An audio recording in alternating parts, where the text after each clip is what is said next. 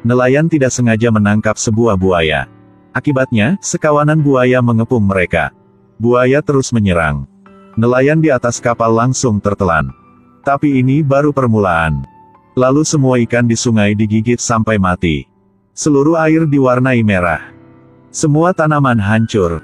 Faraoh mengundang Nabi untuk datang. Untuk memurnikan aliran darah. Tapi tidak berhasil. Di malam hari katak yang tak terhitung jumlahnya melompat keluar dari dasar sungai. Seluruh kota diambil. Istri punya Faraoh ketika tidur juga tiba-tiba bangun. Setelah katak mati, lalat yang tak terhitung jumlahnya datang. Orang-orang di kota tidak tahu di mana harus bersembunyi. Konferensi Firaun juga terlibat. Patogen pada lalat yang telah menginfeksi kulit mereka. Tubuh mereka mulai membusuk. Muka Faraoh juga hancur. Suatu hari, Faraoh mendapatkan satu kuda. Di tubuh kuda itu tertulis sebuah pepatah. Semua bencana ini, itu diberikan kepada mereka oleh Tuhan. Jadi Tuhan sedang menghukum Faraoh. Dari 400 tahun yang lalu. Setelah Firaun memerintah Mesir, Yahudi menjadi budak. Bantu Firaun membangun menara dan mendirikan patung. Membawa kemakmuran ke Mesir. Setelah Firaun baru naik tahta.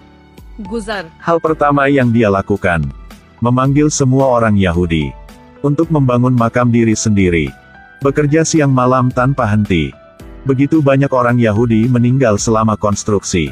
Firaun juga membakar mayat dengan kejam. Ini membuat marah dewa Yahudi. Jadi berubah menjadi anak laki-laki. Menemukan seorang pria bernama Mose. Hanya dia yang bisa menyelamatkan orang-orang Yahudi. Pimpin mereka keluar dari Mesir. Jadi Tuhan membawa 10 tulah ke Mesir. Membuat semua orang Mesir menderita.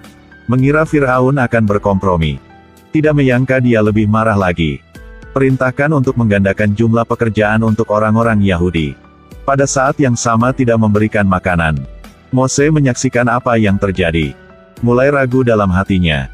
Siapa yang Tuhan menghukum pada akhirnya? Tapi tidak ada jawaban. Keesokan harinya kuda Firaun tiba-tiba mati. Dia masih belum menyadari keseriusan ini. Kemudian semua hewan yang terinfeksi mati. Menyebabkan kerusakan berat pada Mesir.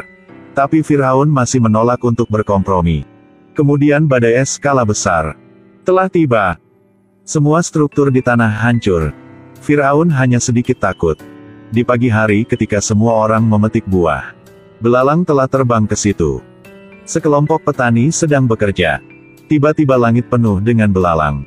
Menyapu sawah lebih dari 10 juta meter persegi. Bawahan meminta Firaun untuk membuka gudang bagi makanan. Hampir terbunuh olehnya.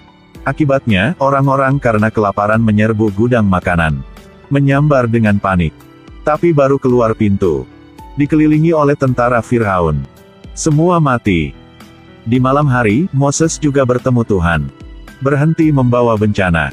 Karena sudah banyak orang yang tidak bersalah dirugikan. Tuhan marah. Katakanlah orang-orang Yahudi dipaksa menjadi budak selama 400 tahun.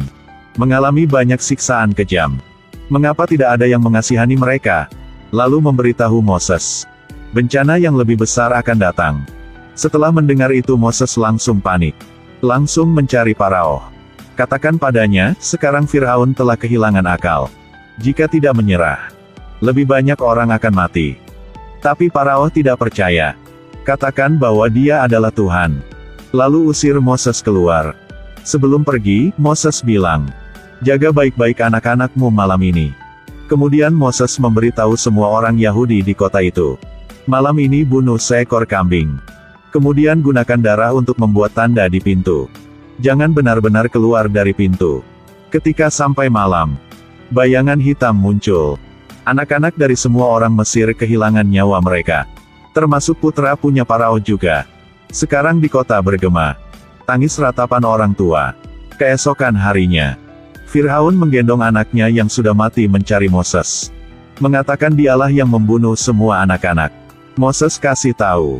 Semalam semua anak punya orang Yahudi tidak apa-apa. Kali ini Faraoh baru mulai ketakutan. Beritahu Musa untuk membawa semua orang Yahudi keluar dari Mesir. Kembali ke kampung halaman mereka. Moses akhirnya juga mencapai keinginan selama ini. Bawa 400.000 orang. Mulai berjalan balik ke rumahnya. Selamatkan semua Yahudi yang sudah menderita selama 400 tahun.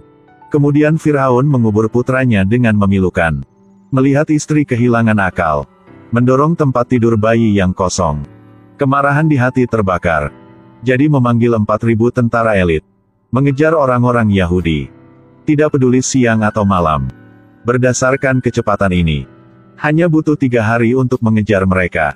Moses juga takut Farao bohong. Dengan sengaja mengarahkan orang ke jalan gunung. Meskipun jalan gunung berbahaya, tapi bisa mempersingkat waktu ke Laut Merah.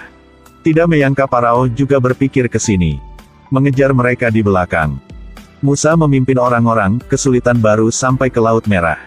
Merasa tidak mungkin untuk menyeberangi laut. Musa duduk di laut dengan putus asa. Lempar pedang di tangan ke laut. Hal aneh terjadi. Meteor jatuh ke laut. Di hari berikutnya, burung camar terbang di langit. Moses baru menemukan air laut sedang surut. Pedang dibuang semalam juga secara bertahap terungkap. Dia mengklaim bahwa Tuhan menunjukkan kepada mereka cara menyeberangi Laut Merah. Buru-buru memanggil semua orang. Bawa semua barang untuk melintasi laut. Ketika sedang berjalan, bagian depan secara bertahap menjadi lahan kering. Firaun memimpin pasukannya untuk mengejar mereka. Jalan gunung yang berbahaya membuat semua orang takut. Jika tidak hati-hati, akan jatuh ke dalam jurang. Kemudian salah satu terbalik. Semua orang di belakang juga jatuh ke tebing. Masih belum nyampe. Sudah kehilangan setengah tentara. Akhirnya mereka melihat orang-orang Yahudi dipimpin oleh Musa.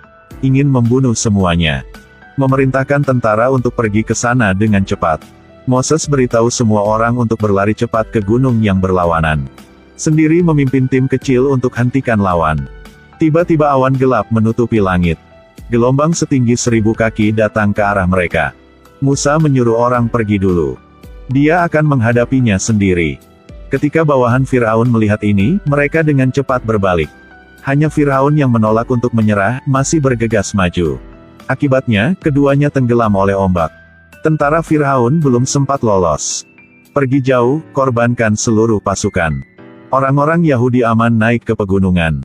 Kemudian Musa naik ke darat. Farao juga beruntung untuk bertahan hidup. Tapi semua tentara sudah mati. Menjadi makanan burung camar. Dia akhirnya menyadari kesalahannya. Ketika Moses sampai ke rumah. Reuni keluarga. Menjadi pemimpin orang Yahudi sendiri. Dan menulis 10 perintah dengan tangannya sendiri. Film berakhir di sini. Film perdana pada tahun 2014. Terinspirasi oleh buku-buku sejarah. Di bagian perjanjian lama dari Alkitab. Cerita tentang orang Yahudi. Diperintah oleh orang Mesir selama 400 tahun. Tuhan mengutus Musa untuk menyelamatkan mereka. Dan bawa mereka balik ke kampung halaman. Meskipun ceritanya memiliki unsur mitologi. Penafsiran setiap orang berbeda-beda. Tidak peduli apa, setiap orang memiliki keyakinan mereka sendiri. Oke, sampai di sini saja. Follow akunya. Untuk terus menghadirkan film yang bagus untuk kalian. Sampai jumpa. Dadah.